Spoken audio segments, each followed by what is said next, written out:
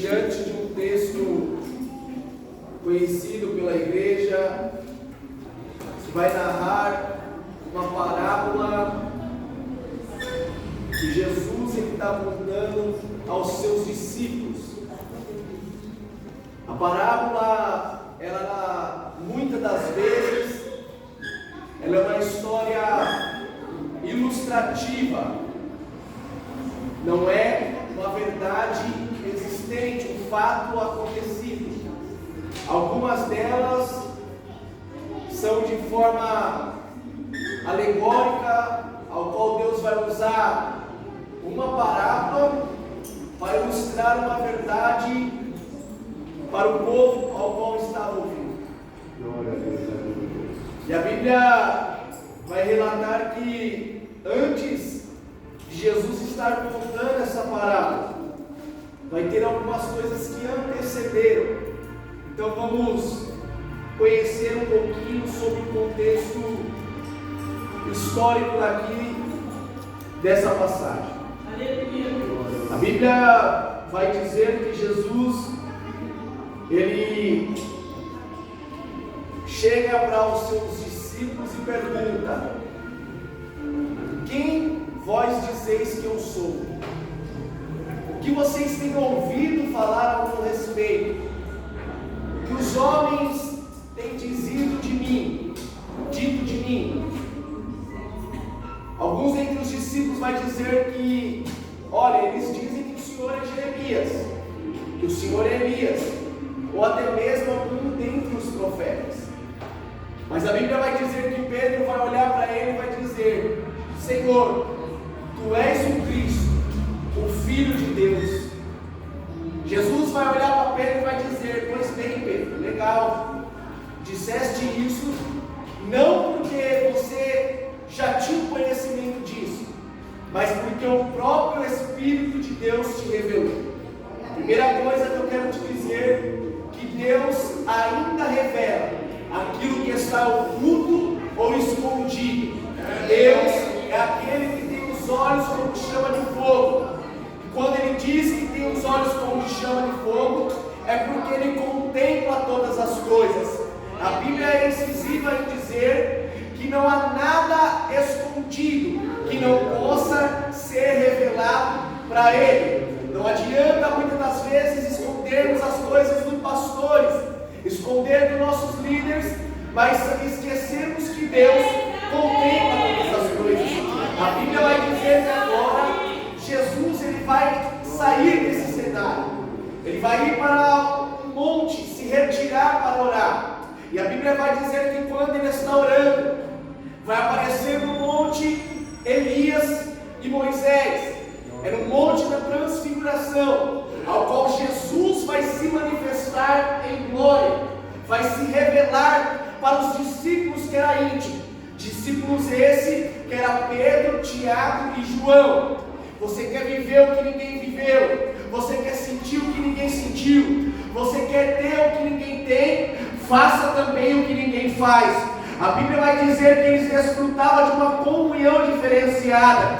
É bem verdade que a Bíblia vai dizer que Jesus não nos chamou de servo, mas sim de amigo. E amigo é na intenção de ter intimidade. Você não vai contar da sua vida para um desconhecido. Você não vai falar dos seus projetos, dos seus sonhos para alguém que você não conhece. Não. É por isso que Jesus disse: eu quero ter intimidade contigo. Eu quero ser seu amigo. Eu quero ter uma aliança contigo. Eu quero desfrutar contigo de tudo aquilo que você, aleluia, tem para me oferecer. A Bíblia vai dizer que agora Jesus vai se manifestar em glória. A Bíblia relata que o vestido, a roupa que Jesus estava, era tão branca que nenhum sabão, nenhum omo, nenhum verde, nada podia deixar aquela veste branca como Jesus estava glorificado. Prova essa que a Bíblia vai relatar em Apocalipse, que João, quando vê Jesus glorificado, ele vai dizer que os vestidos dele eram branco, alvo como a neve. E está falando da pureza, está falando da santidade, está falando da integridade de Cristo Jesus, aquele que era, aquele que é e aquele que há de vir, diz o Senhor. Glória a Deus. Jesus se manifesta em glória para eles. E ao descer coração. Ele vai agora contar alguns ensinamentos para o povo. Ele vai pregar alguns sermões. E a Bíblia vai dizer que alguns homens, pelo fato de escutarem a pregação de Jesus, vão querer segui-lo ao longo. Quantos de nós que ouvimos uma palavra que provém da boca de Deus, e logo em nosso coração arde o desejo de segui-lo pelo caminho, arde o desejo de se tornar discípulo dele.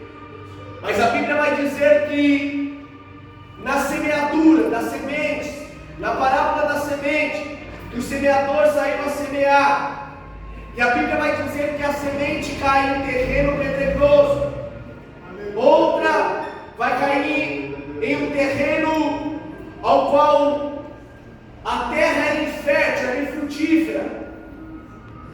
E dentro dessa parábola do semeador, vai relatar vários tipos de coração e tipos de pessoas. Algumas, quando recebem a pregação do Evangelho, logo se alegram, logo começam a germinar essa semente.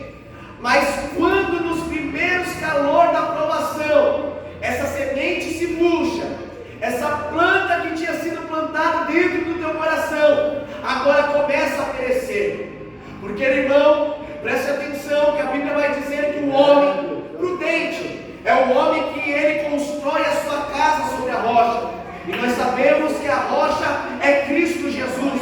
Não adianta você fundamentar a tua fé em meras palavras de pregadores ou de homens. Não, você tem que fundamentar a sua fé naquilo que está descrito sobre as Escrituras. Porque a minha palavra pode falhar, a palavra do pastor Wilson pode falhar, mas lá em Números vai dizer que a palavra dele não falha, que ele vela pela palavra dele. E se ele disse uma palavra sobre a tua vida, fica tranquilo, porque a promessa ainda está de pé. Eu vim pregar para alguém nessa noite que tem promessa, que tem comunhão, que tem intimidade. Cadê aqueles que vêm buscar uma palavra nessa noite? Adore a Ele, glorifica a Ele, exalta Ele aí em nome de Jesus. Aleluia.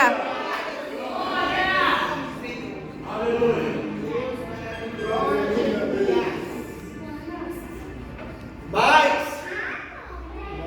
quando Ele nos chamou nesse caminho, nessa caminhada de fé, Ele mesmo alertou dizendo: olha, aquele que quer vir após mim, negue-se a si mesmo, tome a tua cruz e siga-me. A primeira característica para seguir a Jesus, se tornar um discípulo dele, é a renúncia. Aleluia, Deus. E dura coisa é você ter que renunciar às suas vontades para fazer a vontade de Cristo. Glória a Deus, aleluia. Quantos de vocês aqui ouvintes da palavra, cada um tem as suas inclinações. Alguns